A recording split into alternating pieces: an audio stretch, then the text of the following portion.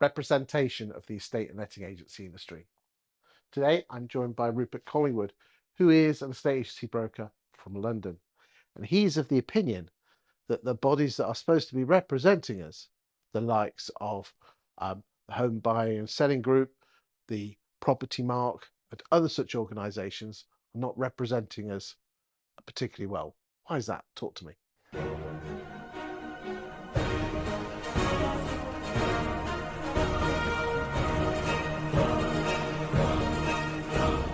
So I am surprised at how little commentary, support, or even garnering of opinion we receive as an industry from bodies that purport and charge fees to certain people for them to be represented. I forgot the RSCS as well. Well, RICS, yes. I mean, although they have been today, at least, they have been in the press talking about how unfortunate it is that the trading standards material information stuff has fallen away. But last week they were saying the market's rubbish, when in reality the stats say completely different, because they've probably surveyed 5 surveyors who were having a bad week. I think the reality of this is that they are businesses more than anything else. They are not egalitarian charitable trusts that go around trying to do their best for their members because they want to see the best thing happen for their members. They're going around justifying their membership and encouraging agents to join their gang, for want of a better word, maybe there are some better group, to join their group and offer us a number of services that they say, I don't think that necessarily there's that much data to back it up, but they say will enhance that agent or that member's offering and increase fees, win more instructions, and so on and so forth. When it came to all the critical, certainly, maybe I'm missing the news, but certainly all of the major pieces, the commentary that comes out afterwards, well, is afterwards, number one.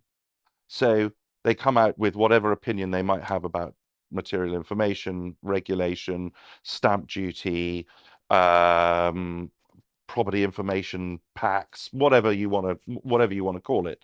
Regulation of rent reform bill, leasehold reform, and so on and so forth. It often comes out well after the ball is already rolling.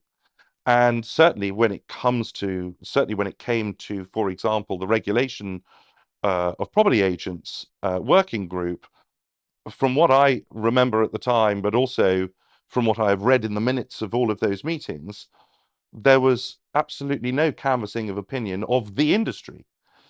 And in that is also a problem. Government, in real terms, listens to the loudest voice in the room or the nearest voice in the room to them.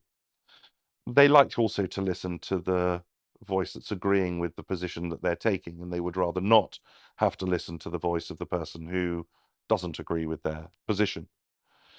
But in doing so, what we find is that people who are summoned into select committee meetings and or working groups are industry representatives, yet in no way does their opinion represent industry values or views, certainly in what I've read.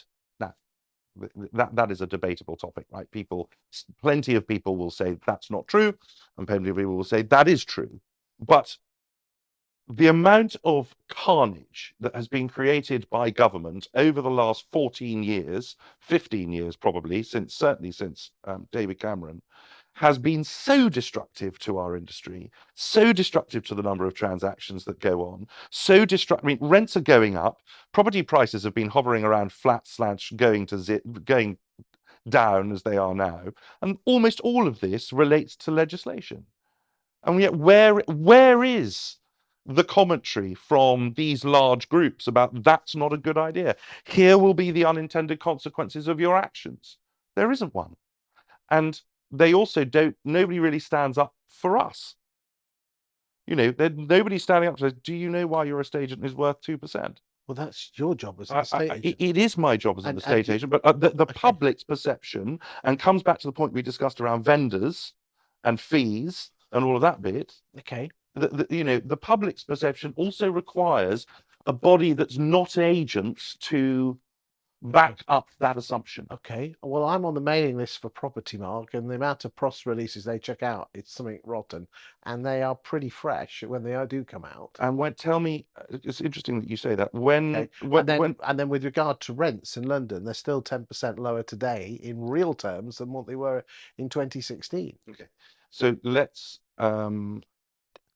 just talk about the first bit first. Okay. So when you talk about Propertymark sending out press releases, when was the last time you got canvassed on your opinion from Propertymark?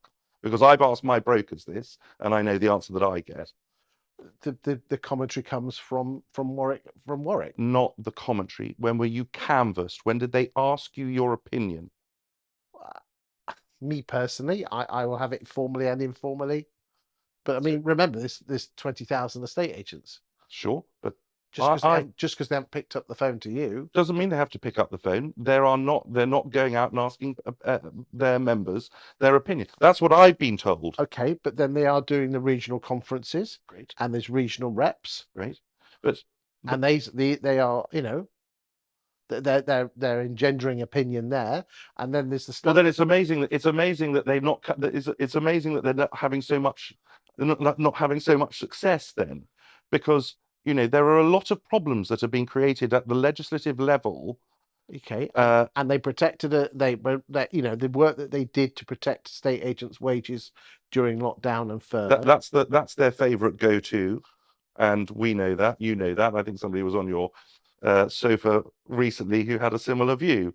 You know, I might take the view that that was going to happen anyway, but that's not to say that they shouldn't be congratulated for that. So a lot of these things, you know, I've asked the questions off camera, and there are conversations that cannot be made public.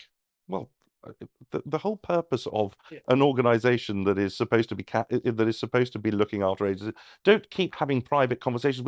How do you establish your value? You know, in fact, the best conversations are the conversations that do happen in public, because it enables the debate to happen. If everybody's having very secret squirrel meetings and that we're having quiet little conversations left, right, and centre, we couldn't possibly be able to turn around and say, do you know what? It's a terrible idea to come up with these new rent reform bill, because the rent reform bill is going to get rid of private landlords. The build-to-rent sector isn't ready yet, and therefore rents are going to go up. And that's exactly what's happening. And all of the tenants are going to be treated as a line in a spreadsheet rather than an actual, hello there, rather than an actual tenant that a private landlord would be likely to engage with and understand their financial position.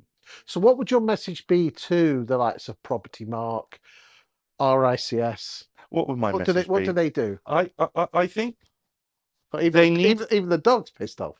Well, the dog came to me while I was having my rant, so you can't use that. So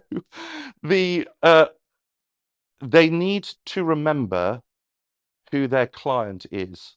The client who pays the bill is the industry itself. Are you an Propertymark member? No, because it's not worth the money, in my opinion.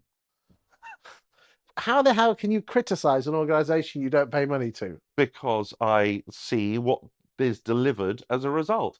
After reading the Roper report, and then witnessing the noise that came out when it was published, particularly by that organization, there was absolutely no way I was going to join up and pay for their qualifications when the entire basis of their involvement in the Roper working group was to create a carbon copy of their business model and enshrine it in law. Do you think they could learn a lot from Ben, from the National Residential Landlords Association? Because he's a good person, and he's tried his hardest. Do you think we need more of a public face on, for Propertymark to be more like Ben? I think Propertymark need to be they need to decide what they are. Are you a consumer body, or are you an industry body? Or are you a regulator? Or are you a regulator? Well, I don't think No, you can be a regulator. You they cannot can't be be all three. You certainly can't be all three, but you certainly cannot be a regulator when you've sat in the room and written the rules. That is the stuff of sort of dictatorship and unfortunate democracies. Those are strong words. Well, Do you believe what Rupert is saying, or is he talking a load of rubbish? Put your comments in the comments box. Thank you for your time today. you're welcome.